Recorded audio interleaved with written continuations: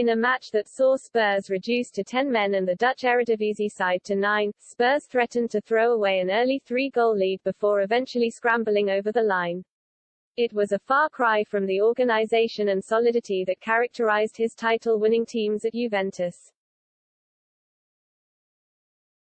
Chelsea and Inter Milan. In my opinion and my mind, there is a lot of space for improvement for this team, in every single player, Conte told BT Sport.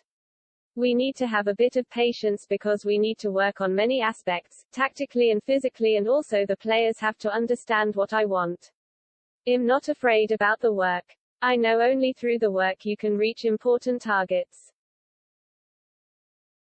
The Italian received a warm welcome after succeeding the sacked Nuno Espirito Santo, and Spurs looked to be giving Conte the perfect start as they went 3 goals up inside the first half hour.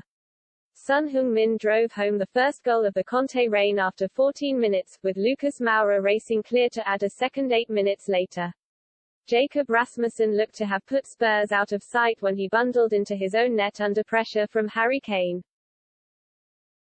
Spurs then displayed their frailties to the new manager as Rasmussen rose to head home from a corner before Martus Berros' cool finish reduced the deficit further before half-time.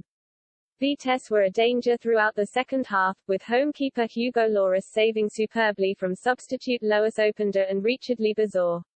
Spurs lost Christian Romero when he was sent off for a challenge on Openda, but Vitesse's momentum was halted when captain Danilo was shown a second yellow card for hauling down Kane. Keeper Marcus Schubert then quickly followed for handling outside his area as he ran out to clear from Emerson Royal.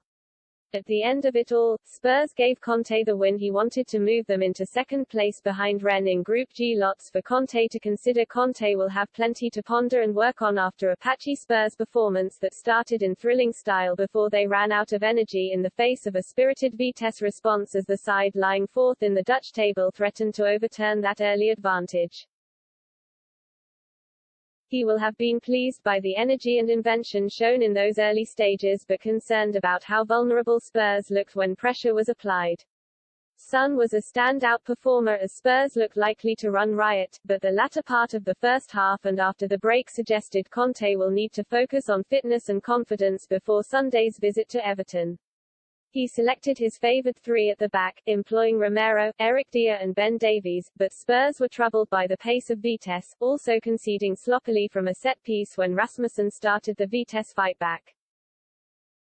Conte watched intently from the touchline, urging his players on and celebrating goals with the gusto that endeared him so much to Chelsea fans during his highly successful spell at Stamford Bridge. In the end, the best Conte would have hoped for was a win after only a couple of days at Spurs, and at least they delivered that, even if this was a display that still left plenty of question marks. At the end of it all, Spurs gave Conte the win he wanted to move them into second place behind Rennes in Group G. Lots for Conte to consider.